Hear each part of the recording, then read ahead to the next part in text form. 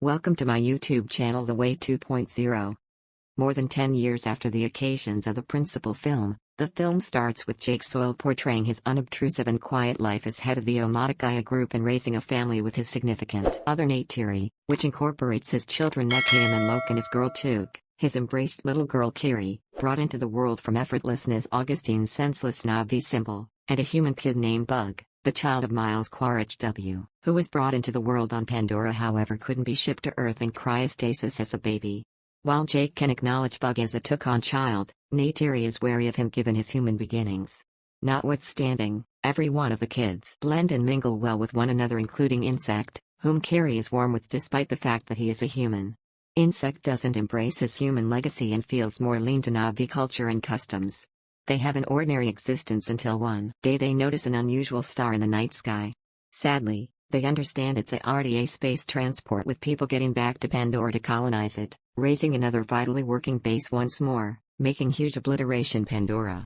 Among the fresh debuts in the boat is Colonel Quaritch, who has been cloned into an Navi body and with his recollections transferred from before his demise. Thus, Quaritch can't recall his end on account of Jake however is simply ready to remember the occasions previously in his wrathful mission to dispose of Jake. To keep the RDA from taking advantage of Pandora once more, Jake drives an essential guerrilla activity against the RDA supply lines debilitating them. In one of the tasks, Loke who ignores for his injuries, Neytiri smoothly reminds Jake to be not excessively unforgiving with Loke, to which Jake communicates his anxiety as a dad for the security of his youngsters. In the meantime, the retaliatory strike on the RDA supply lines doesn't agree with Quaritch who starts a pursuit mission to kill Jake. During a lively endeavor, Jake's kids alongside Insect investigate further into the rainforest. Unbeknownst to them, Quaritch and his group are in the area investigating the site where Quaritch finds his human remaining parts. A perceptive Loke sees their presence and rapidly illuminates Jake. A conflict follows and Quaritch's crew catches Jake's kids.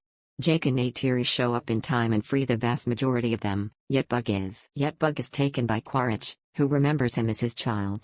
On board the boat, the RDA attempts to force data about Jake from Bug whom rejects. Evolving system, Quaritch tends to Bug as his child and furthermore to make sense of more about the Navi in return for his opportunity on his side. Despite the fact that unhelpful and ignorant about Quaritch's real mission, Bug shows Quaritch Navi culture. Quaritch is additionally effectively ready to tame an acorn flying animal as his vehicle. Realizing the risk Insect's information on his whereabouts stances to their security and furthermore to keep away from another calamity, Jake persuades a hesitant Neytiri and his family to expel themselves from the Omotakaya tribe and retreat toward the eastern seaboard of Meadkaina, a coral reef island whose faction and way of life is adjusted to Pandora's seagoing natural surroundings. Jake gives his central mantle to his replacement and passes on altogether to Meadkaina. Once showed up, they are welcomed by the group boss Tannoari and his better half Ronal who is suspicious of them at first. In any case, Jake makes sense of their circumstance and they are consented to remain and given cover. Despite the fact that a few tribesmen criticize Jake and his kids for their hereditary human legacy, the family learns the methods of the reef individuals gaining the appreciation of them. Kiri is captivated with the oceanic existence of Meadkaina and fosters a profound bond with the ocean and its animals, while Loke gets to know Tsireya, the girl of tribe boss Tannoari and his better half Ronal. While adjusting to their new climate, Loke gets into a battle with Tsireya's sibling Aonung when he pokes a rough fun at Kiri and him of their blended human genealogy. Jake advises his child for his way of behaving. At Jake's demand, Loke gets back to apologize to Aonung and his companions.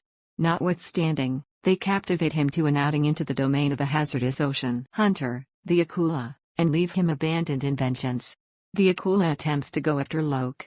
Be that as it may, Loke is saved by and gets to know Payakan, a Tulkun, a smart and pacifistic cetacean species whom the Meadkaina think about their other worldly family.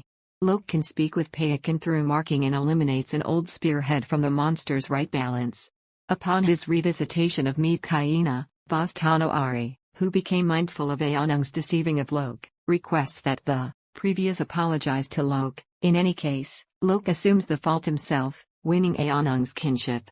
He is likewise informed that Payakan is an outsider among his species. In the meantime, out traveling to a branch off of the Tree of Spirits, Kiri joins with it to meet her mom, yet experiences a rough seizure. She's mended by Ronal, Yet when Jake calls Norm Spellman and Max Patel for help, Quaritch can follow them to the archipelago where the reef individuals reside.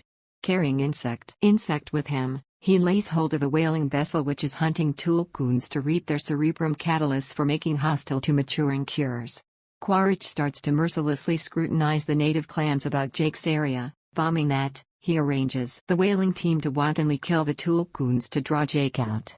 Locke intellectually interfaces with Payakan and discovers that the tulkun was projected out on the grounds that he conflicted with the methods of his species and went after the whalers who killed his mom. At the point when the meat hyena learn of the tulkun butchers, Locke takes off to caution Payakan, trailed by his kin, Xiray and Aonung. They find Payakan being pursued by the whalers, and Locke, Kiri and Tuk are caught by Quaritch. With their youngsters in harm's way, Jake, Neytiri and the meat hyena set off on a mission to stand up to the people. Quaritch powers Jake to give up, however, seeing his spirit sibling endangered, Payakan assaults the whalers, setting off a battle which kills the vast majority of the group and basically harms the vessel, making it sink. Neytiri salvages Locke and Bug, however is lethally shot. Jake faces Quaritch, who involves Kiri as a prisoner. At the point when Neytiri does likewise with Bug, Quaritch at first denies his child, however ceases when Neytiri cuts insect on the chest. Jake, Quaritch, Neytiri and Tuk end up caught inside the sinking vessel. Jake chokes Quaritch into obviousness and is safeguarded by Locke and Payakan, and Kiri brings ocean animals to help her save Neytiri and Tuk. Bug finds and protects Quaritch, yet passes on him because of his savagery towards the Na'vi and putting his objective to kill Jake's family over being his dad and turning into a decent man, driving him back to rejoin Jake's loved ones. After Neytiri's memorial service, Jake and his family choose to for all time stay with the meat hyena. Son for son. Hope you enjoy our video. If want more like this video, please like and subscribe our YouTube channel, The Way 2.0.